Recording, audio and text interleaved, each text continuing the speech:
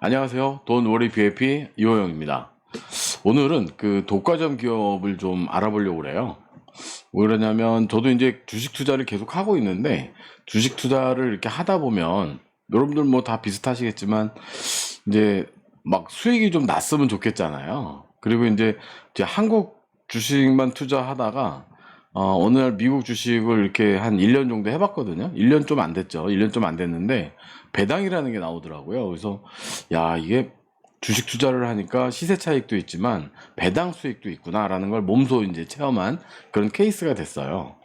예, 그래서 이제 주식 투자를 하면서 어떤 기업이 시세 차익도 먹을 수 있고 배당 이익도 챙길 수 있을까 이제 이렇게 생각을 좀 해봤어요. 그랬더니 제가 제 한계에서는 느껴진 게 이제 그러면 독과점 기업, 예를 들어서 안정적으로 매출을 또 안정적으로 수금을 하는 기업은 어떤 기업이 있을까? 이런 생각이 이제 제가 든 거죠. 뭐 예를 들면 우리나라 같은 경우는 그 나라장터, 특히 이제 구매 우선 제품을 갖고 있는 기업들이 이제 그에 해당될 것 같고, 또 방산업체들이 거의 독과점이잖아요. 그러니까 이제 방산업체들이 그런 기업에 해당이 될 것 같다라는 생각이 들었는데, 이제 뭐 이번 정부에서도 지금 이제 뭐 아주 난리를 치고 있는 것 중에 하나지만, 우리나라 기업이라는 게 뭐 시세 차익도 그냥 뭐 그렇게 박스권에 있고, 그리고 뭐 배당은 뭐 거의 안 하잖아요. 그러니까 사실은 대한민국 주식은요, 메리트가 별로 없어요. 그리고 제가 지난 한 2년 동안, 3년 동안 주식 투자하면서 이렇게 재미없는 주식 시장을 처음 봤습니다. 처음 봤어요. 진짜, 아, 아마 이런 시장이 계속 지속이 된다 그러면 대한민국 주식 시장은 아마 물거품이 될 겁니다, 아마.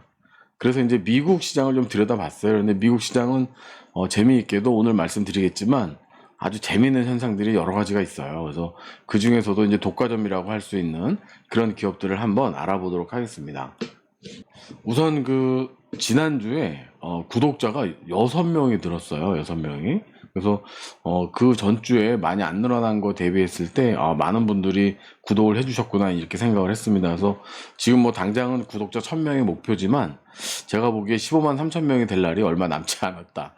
이제 이런 생각을 혼자 해봅니다. 그리고 요즘 그 저희가 쇼츠를 이렇게 올리게 되면 전에랑은 좀 다르게 보통 1000번대는 다 넘어가는 것 같아요. 그래서 야, 이게 구력이 생기는구나 그런 생각을 좀 했습니다. 그래서 오늘이 제가 18회째인가 그런데 이게 한 180회 정도 가면 어마어마한 구력이 생기겠다 이제 그런 생각을 좀 하면서 여러분들하고 좀 더 나은 정보 만들어 가도록 하겠습니다. 그리고 이제 제가 간혹 중간중간에 2026년에 그 대비할 만한 사업들에 대해서 이제 말씀드릴 것 같아요. 그래서 그 중간중간에 들어가 있는 2026년 정부 지원 사업이라던가 뭐 R&D 사업 이런 것들이 있으면 잘 챙기셔가지고 지금 이제 9월이잖아요. 그 빠르지 않습니다.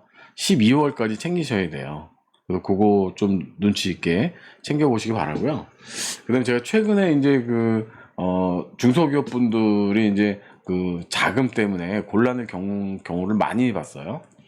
그러니까 대출이 필요하신 분들이 많은 거죠. 그런데 제가 그런 그 대출이 필요한 기업 그 경영자분들 그 성적표 있잖아요. 그러니까 경영자의 성적표는 이제 재무제표라고 볼 수가 있는데 그 재무제표들을 이렇게 봤어요. 재무상태표, 손익계산서 이렇게 보다 보면 정말 웃긴 현상들이 많이 있어요. 이렇게 하면 대출이 될까? 뭐 이런 것들이 있어요. 근데 거기 보면 뭐가 있냐면 가지급금이 이렇게 있어요. 가지급금. 네, 가지급금을 갖다가 가지급금이라고 써놓은 기업도 있고요. 보면 이제 가지급금이 눈에 보이는 그런 기업들도 있거든요. 근데 여러분 가지급금의 내용이 뭐예요? 대표이사가 갖다 쓴 돈, 내지는 증빙이 없는 돈, 뭐 이런 것들이잖아요. 그러니까 법인에서 돈은 나갔어. 썼는데 증빙이 없는 거죠. 그럼 이제 그걸 전부 다 대표이사가 가져갔다고 보는 거예요. 그래서 그거를 이제 가지급금이라고 얘기를 하고 그 가지급금은 이제 그 안에 다 정리를 해야 돼요. 정리를 안 하면 이제 이자를 법인에다가 이제 납부해야 되는 그런 경우가 발생을 하죠. 그래서 그런 거 보면서 야, 재무제표에 기본이 안 돼 있구나. 근데 대출이 될 리가 있나. 이제 이런 생각들은 좀 했습니다. 그래서 이제 그런 것들도 정부 지원 사업 같은 거나 R&D 사업할 때는 대단히 중요하거든요. 대표이사가 돈을 회사에서 막 가져다 써요. 그럼 제가 투자자면은 여러분들 그 기업에 투자하시겠어요? 대표이사가 돈을 막 갖다 쓰는데 내지는 영수증이 없는 돈이 막 나가요. 누가 썼는지, 왜 썼는지, 어떻게 썼는지도 몰라요. 그 기업에 투자하시겠어요? 안 해요. 그러니까 그런 거 좀 보시고, 법인에서 돈을 어떻게 써야 되는지, 어, 뭐 세무사한테, 기장 세무사한테 물어보시던, 아니면 이제 그런 것들을 컨설팅 하시는 분들이 많이 있으니까, 그런 컨설팅을 좀 받으시는 게 중소기업 경영자분들께는 도움이 될 것 같습니다. 특히 10인 미만의 매출 한 30억 넘는 분들 있잖아요. 이런 기업들은 좀 신경을 많이 쓰실 거를 당부드립니다. 자, 첫 번째는 이제 미국의 독과점 기업 중에서도 독점 기업이 어떤 게 있을까 이렇게 봤어요. 근데 여러분들 그 독점은 단 하나의 기업만이 특정 상품이나 서비스를 공급하는 시장 형태잖아요. 그래서 독점은 사실 다들 원하지 않습니다. 공공기관 이런 그 정부 입장에서는 나라님은 원하지 않아요. 그렇지만 기업 입장에서는 어때요? 다들 그 독점 시장을 하나씩 갖고 싶어 하겠죠. 예. 왜냐하면 내가 만드는 제품이 그러니까 내가 지정한 가격에 막 팔려요 시중에서. 근데 소비자는 다른 걸 선택할 대안이 없었고 그 제품밖에 없으면 뭐 땅 짓고 헤엄치는 것보다 더 쉽죠. 헤엄을 칠 필요가 없잖아요, 그죠? 그냥 자동차 타고 이동하고 뭐 그러면 되는 거니까. 근데 그런 시장을 이제 다들 갖기를 원합니다. 특히 중국 화상들을 좀 조심해야죠. 중국 화상, 화교 이런 분들 좀 조심해야 됩니다. 왜냐하면 여러분들 중국 사람이 지금 저희 나라에 뭐 땅 사고 있고 그저 태양 전지 만드는 그 판 막 이렇게 팔고 있다고 그러잖아요. 그러니까 이제 그런 것들 막 저가에 팔다가요. 요거 한 10년 지나잖아요. 그거의 10배 가격에도 사기 힘듭니다. 저희 나라가 준비하지 않으면. 그 이제 불을 보듯 뻔한 거예요. 그거는.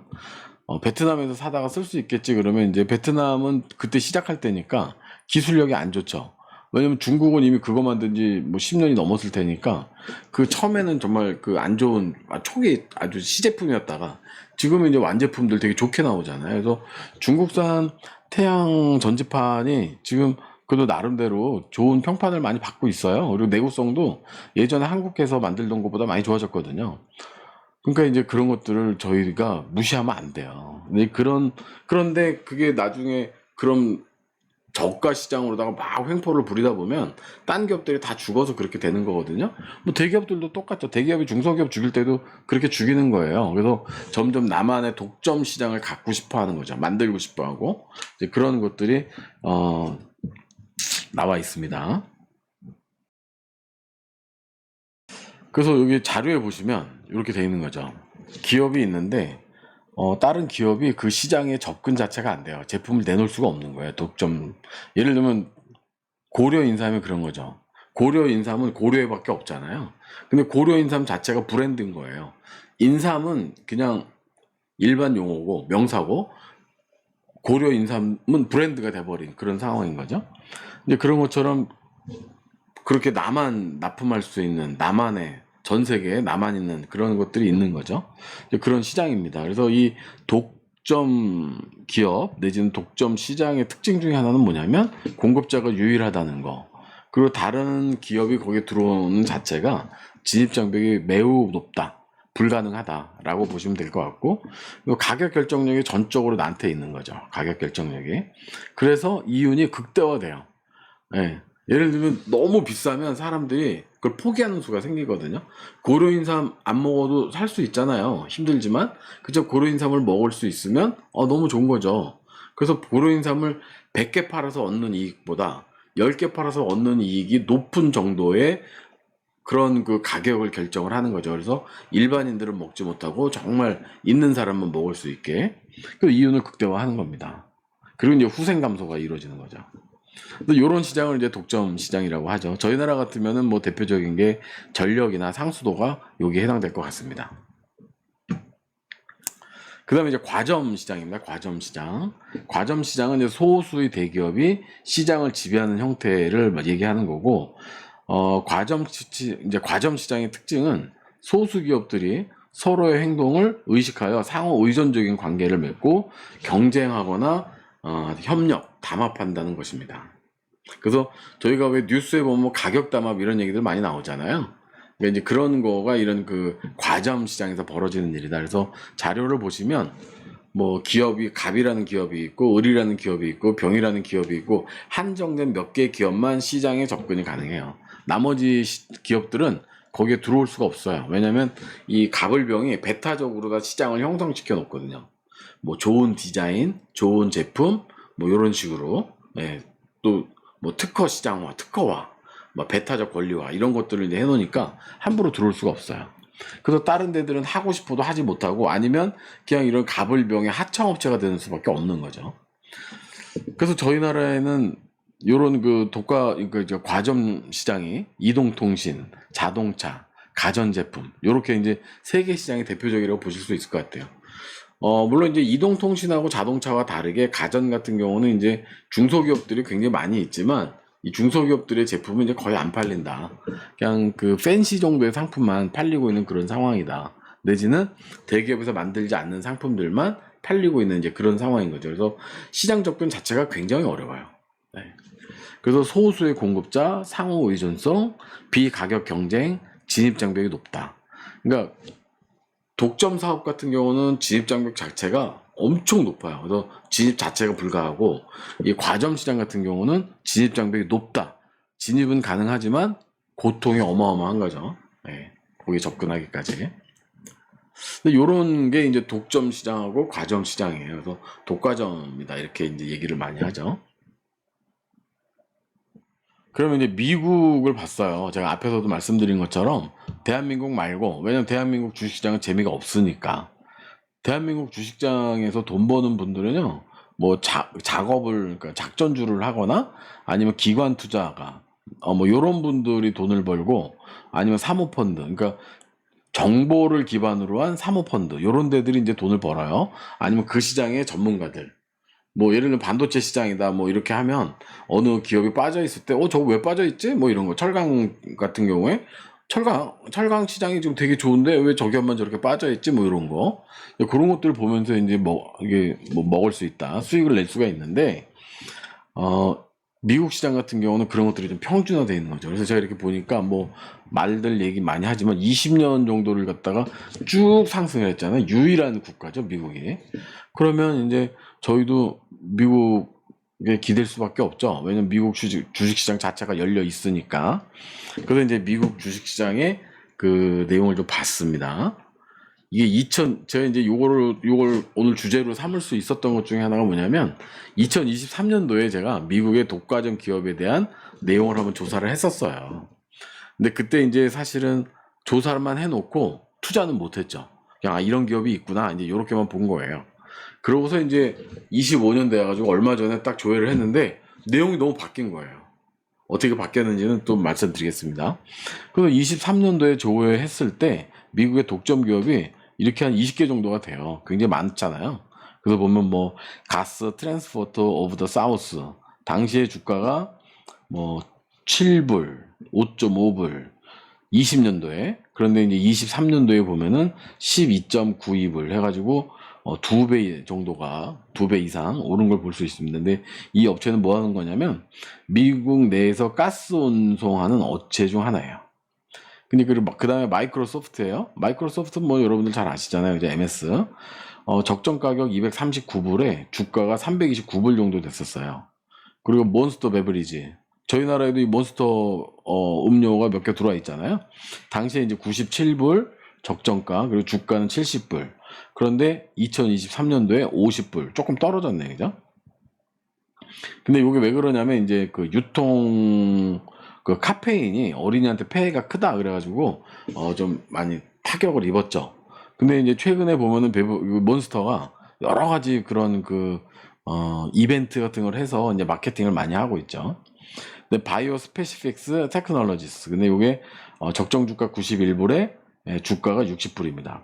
심혈관 부정맥의 절제 치료의 고급 디지털 자료를 제공을 하는 그런 그 의료 산업의 한 내용이죠.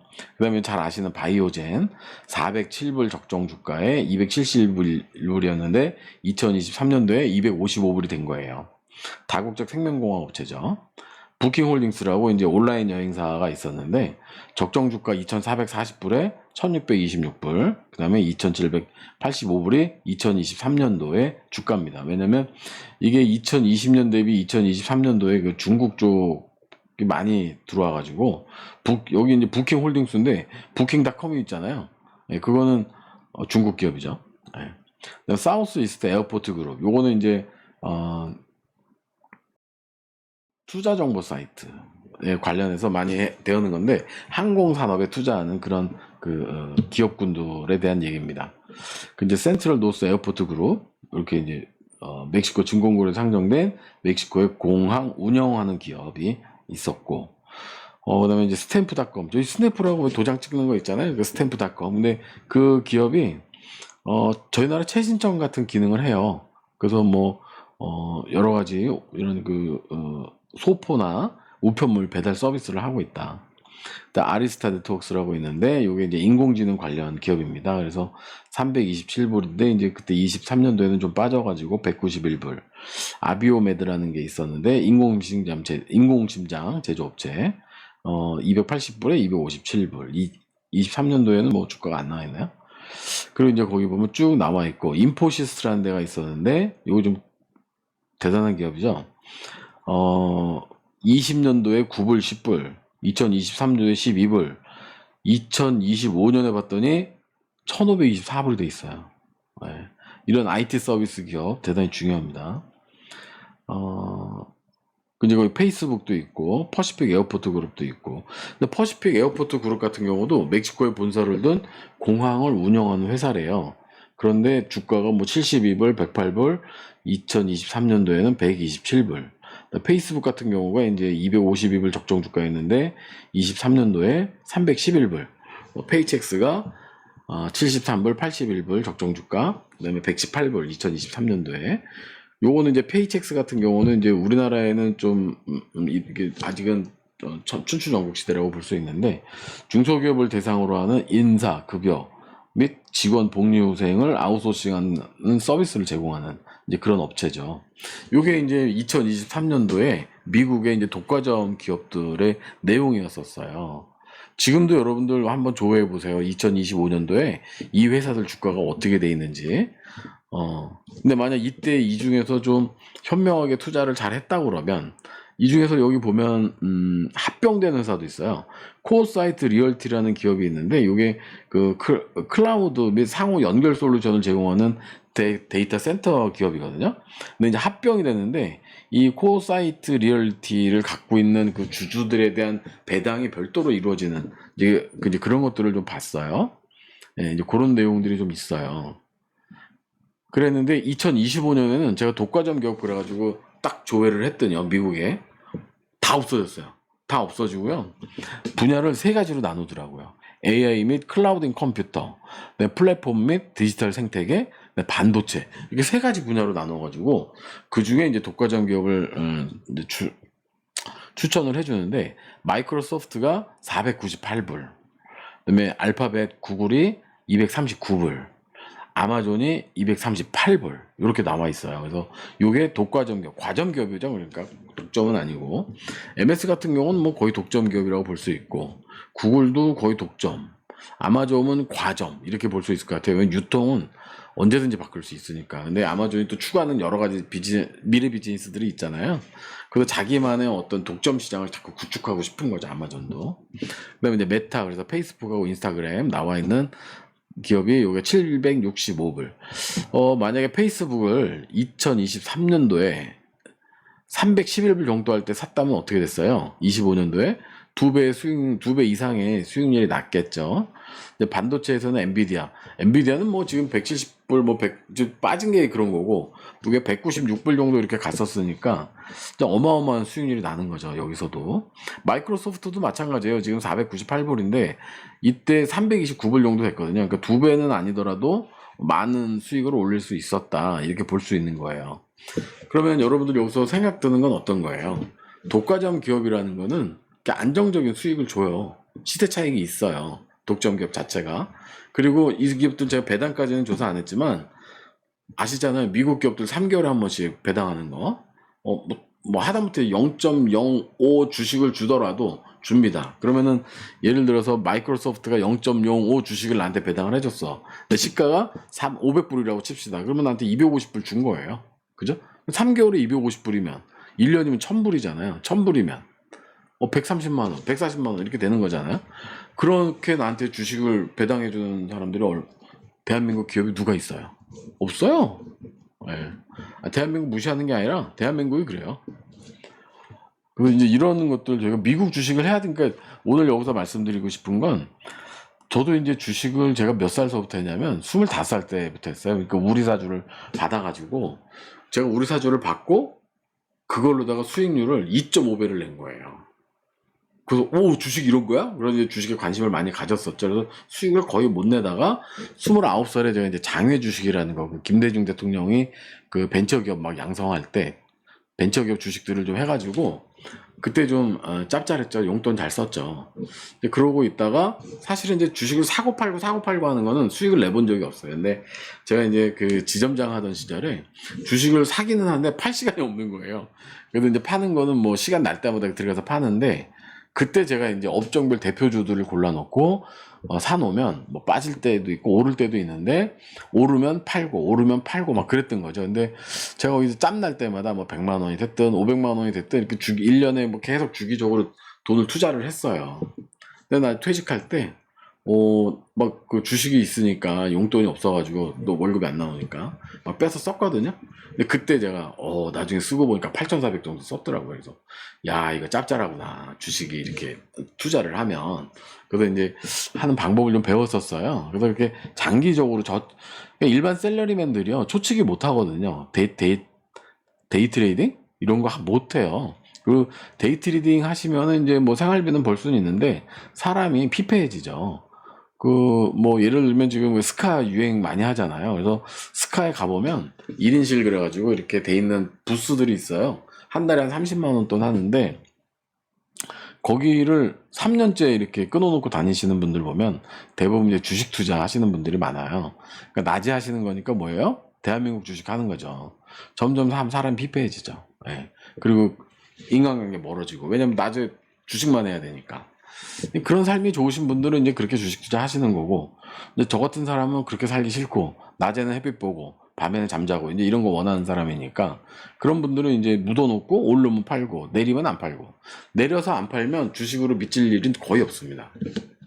이렇게 이제 독과점 기업들을 선정해서 투자하는 것 자체가, 그래도 나름대로 내가, 투자의 효율성을 가질 수 있게 노력하는 모습이다. 이렇게 보실 수 있을 것 같아요. 근데 지금 그 미국의 이 독과점 기업이 그렇게 앞으로 무궁무진 꾸준할 거냐라는 거에 대해서는 좀 비관적이긴 합니다. 왜냐하면 앞에서도 말씀드렸지만 23년도에 조회한 독과점 기업이 20여 개인데 25년에 조회한 독과점 기업은 몇 개예요? 한 6개밖에 안 되잖아요.